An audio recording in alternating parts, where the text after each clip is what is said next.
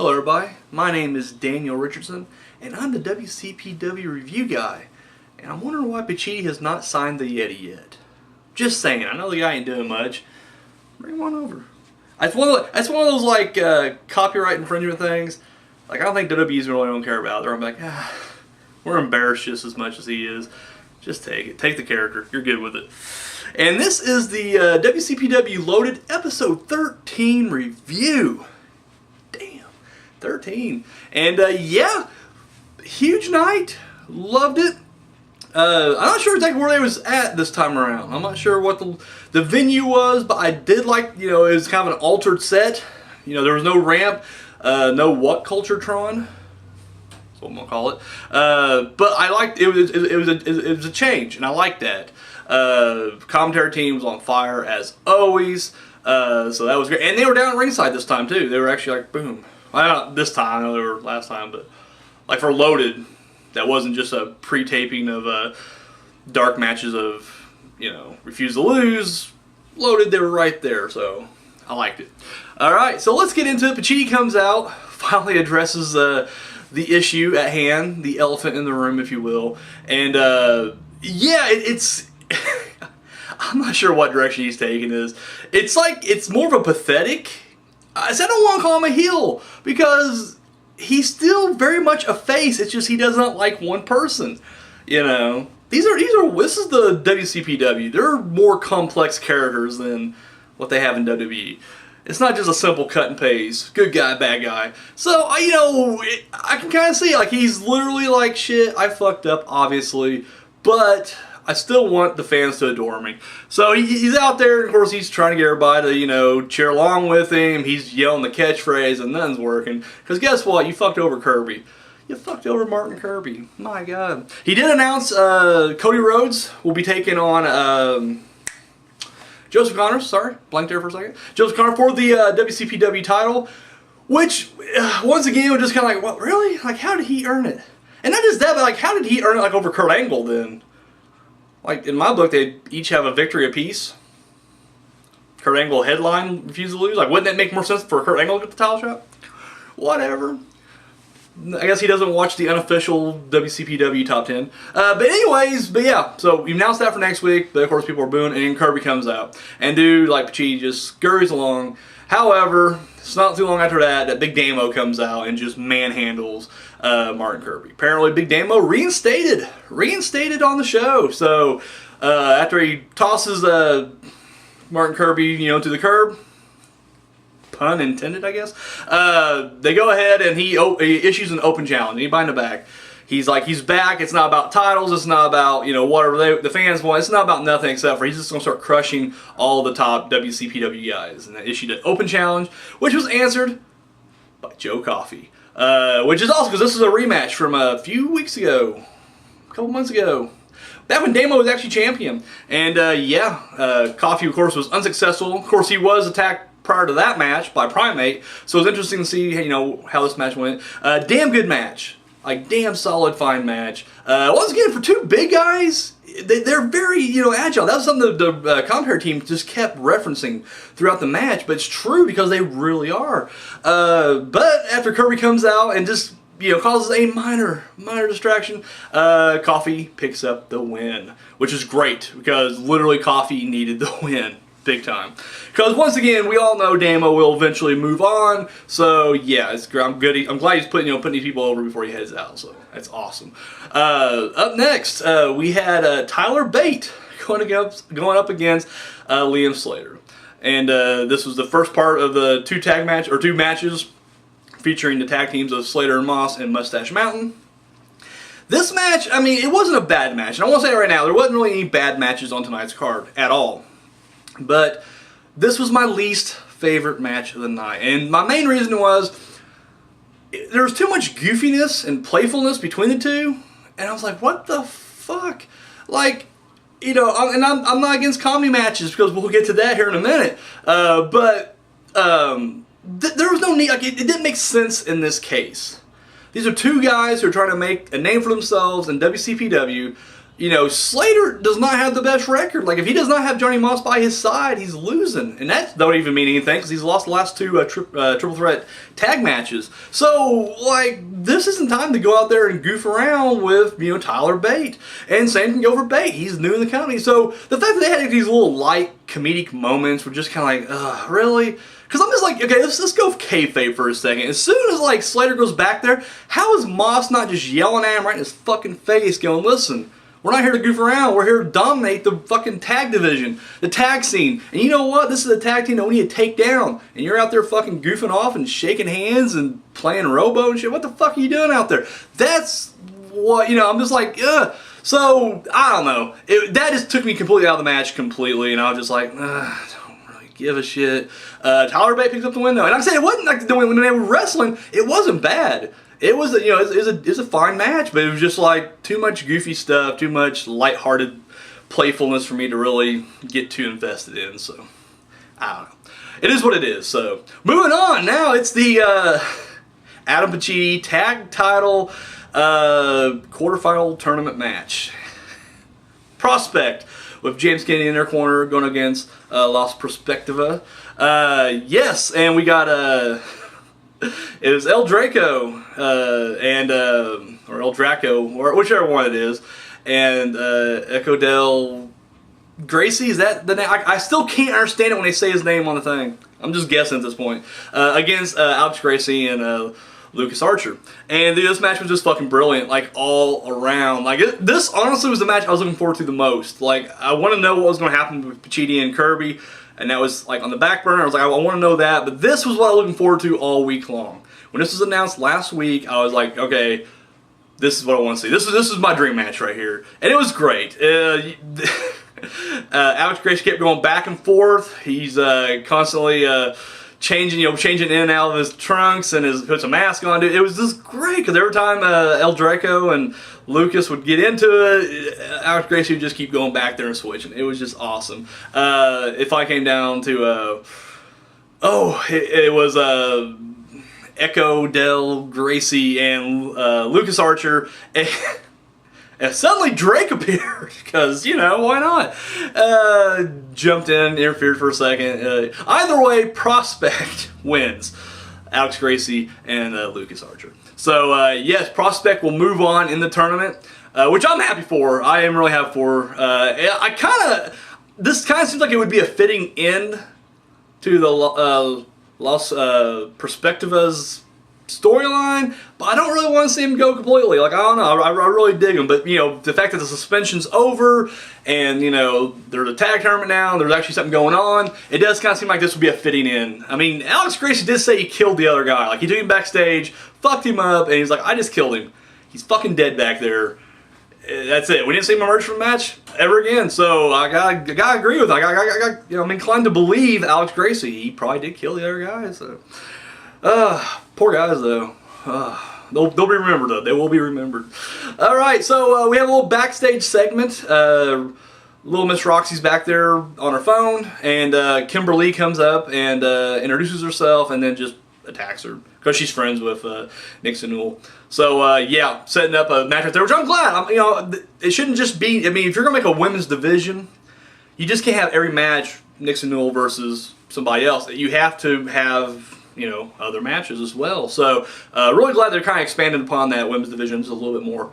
Really good to see right there. So the next match was Trent Seven going up against Johnny Moss, the other part of the Mustache Mountain versus Slater Moss thing. And this match was fucking brutal. Like, I'm watching it, and it's weird because, it kind of took me, it sucked me in the fact that, like, I think as a bunch of smarks were just constantly like, well, it's all fake or whatever, but, dude, like, at one point, it's just like they just kept no-selling each other. Like, in spite of it. Like, they're just like, fuck you, that German suplex didn't mean shit, that lariat didn't mean shit, fuck you, we're gonna keep going. And dude, like, it just like, holy shit, like, it just kept going up. Which is crazy because it's just like, I didn't picture anything like that from Trent Seven. And I don't mean like, but I'm just saying like, character-wise, it just seems like he'd be a pussy like, his partner, Tyler Bate. I just assumed that. Like, I honestly figured this was gonna be a squash match.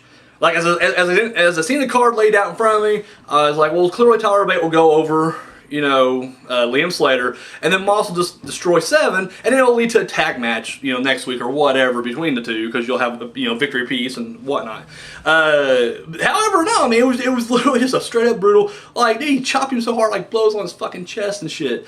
7 chopped Johnny Moss, and dude, it was fucking intense. It was pretty brutal. But Moss would eventually go on to pick up the win. And like I predicted, I predicted right. They would share a victory, and I'm sure a tag match just around the corner. But we did not expect the road we took to get there. I did not expect at all. So, yeah, there's that. So then we get a little segment backstage with James Kennedy. He's watching the Rampage Blampier match from Refuse to Lose, where Rampage power bombs Blampier through the table and then goes for the pin. So he turns it off and he addresses the camera, and he's wanting justice for Blampier. I actually did hashtag that and send it on, because I just did it for Kennedy. I ain't gonna lie, I wouldn't, because I was glad to see Blampier powerbomb through that table. But I'm also a big Prospect fan, so I put my pride aside. And I went ahead and I went ahead and forwarded that hashtag out there. So, but he issued a challenge to Rampage, because once again, Prospect was part of BX, it's their boy, so he issues this 4-on-4 elimination match. I'm not sure when it's going to take. Oh no, he said it'll be True Legacy. So at True Legacy, it'll be a 4-on-4 elimination tag match, and I'm assuming all 3 members of Prospect, and I'm just going to say, I'm guessing, I don't know, because maybe Damo and Martin Kirby's going to be doing their own thing. I was going to say probably Damo, because they helped him out, along with, Blampier in that match. But either way, it's going to be 4 of them against Rampage and whatever other 3 he can pick up. So, which I'm a big fan of elimination matches. I love, like, Survivor Series, the original, like, classic first 4 or 5 Survivor Series were my favorite, because they were all just elimination matches. So I'm a big elimination fan, and so the fact that we're having Prospect, whoever the 4th member may be, maybe it'll be James Kennedy, like, maybe he'll suit up, he'll Bobby Heenan it, and like, fuck it, here's my tights, I'm going in there with my troops. I doubt, though. Be smart, Kennedy. Just stay out. Your brain's better out there. You don't need to get it scrambled inside the ring. But going up against Rampage. So I'm looking forward to that, however this plays out. So, and then finally, our main event. Pete Dunne going up against Joe Hendry. I just want Pete Dunne to win a match. Just want to win one match. He's my Martin Kirby now. Like, you got to the point where everybody's just like, Kirby, just win one. Hit that Sable Bomb finally. Hit the Zoidberg elbow drop. Just hit, And I'm the same with Pete Dunne. Like, I'm a huge Pete Dunne fan. Like, I love his style. I love his look. Dude, I love his offense. Like, it's great. Like, he just has this a crazy, unorthodox, moveset. It's just insane. And as soon as I knew he's up against Hendry, I was like, well, this is over. Like, that's the end of that right there. And yeah, no, don't get me wrong, decent match. And I do like that Hendry is going less for laughs now. He's getting more serious, which I do like, because and it makes sense for the character even. Like, they're even kind of making the parallels to him and Kurt Angle. How Kurt Angle, when he first started out, was kind of a goofy character, but then he got more aggressive as the years went on, and they're just doing that right now with Hendry. And I like that. I do like that. But yeah, like I said, I want Pete Dunne to win a fucking match. Just one. That's all I want. The Bruiserweight deserves more. However, it was a damn good match. They definitely, it didn't make, Pete Dunne look weak. I will say that every time he loses a match, he doesn't look like he's a weakling. He doesn't get squashed or anything like that. So, hopefully his time will come, and when he does, I'm gonna be happy. Champagne just all over the fucking place. But Hendry wins it, defeats him. And then it moves on. He ends up trying to call Joseph Connors. He says he's got some unfinished business. But Cody Rhodes comes out and cuts a pretty good promo. And, he's talking about how, like, it's not just me, who's got a title match, but, let's face it, Kirby got screwed as well. Which I just don't see Kirby getting in a title picture just yet. I think Pacitti will keep him out. Plus, he's going to be feuding with Damo soon, so I can see those two doing their own thing. So but I do want to see, like, maybe a triple threat coming up, maybe? Like, maybe they change it from a single match to a triple threat match. Either way, Connors comes out, and then they end up, getting into it. At one point, Hendry even back elbows, Cody Rhodes right in the fucking face. Either way, though, Cody Rhodes ends up hitting the crossroads on Connors. Connors slinks away, and then Cody Rhodes in the middle of the ring looking at the belt. And what I really loved about this segment in particular was whenever anybody from the outside comes in and they challenge for that belt, they don't seem like they give a shit about the belt. Alberto Del Patron, did he got their belt? I don't think he did. Maybe he didn't. Damian Sandow, though, it just seems like they're just kind of like, yeah, I'm here just to you know, because I'm here and I'm beating people. And like Cody Rhodes actually made it like, you know what, he wants that belt. Like he literally was looking at it, like, you know, he leaves the ring, he looks back to it, like he's making it feel like the belt is important, and the way it should be. Like that's the way it should be. Like if you're there and you're going for the belt, and it's great because, you know, Cody Rhodes can even kind of pull that off in a sense where he's just like, I got a bunch of free time now. I have no deadlines. I have no, you know, prior commitments elsewhere. You know, I'm not under contract anywhere else. I'm gonna be here for a little bit. So why not take the belt and dominate this place? So I did like the fact that he's showing that respect for the WCPW title. It was great. Of course, you know, Hendry and Connor's, you know, in the mix. So like I said, the title picture's heating up pretty good right now, and I'm really digging that aspect of it. So overall, I like the card. Like I said, they did kind of hype it up on their YouTube page, like when I was talking about, like, you know, the upcoming Loaded. They're like, it's the, you know, Loaded after, you know, Built to Destroy, or sorry, Refuse to Lose.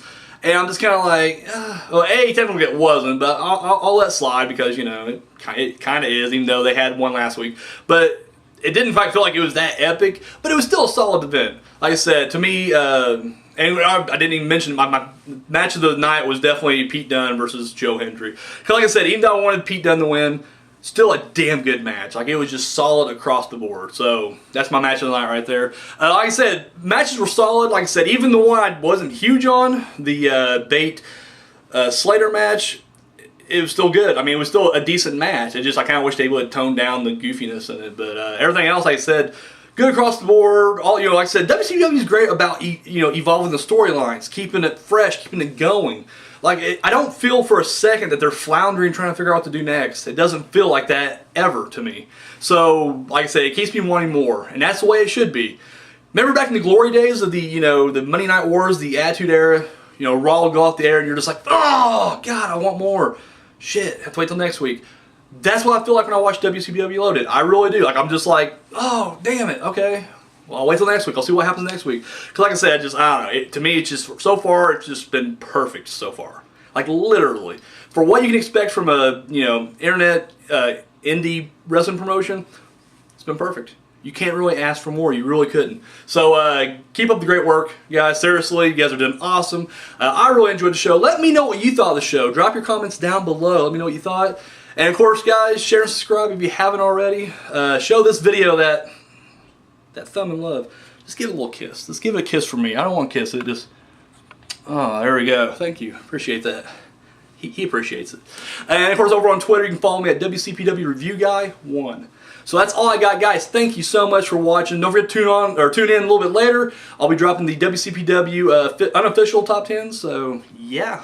All right. That's all I got. Till next time.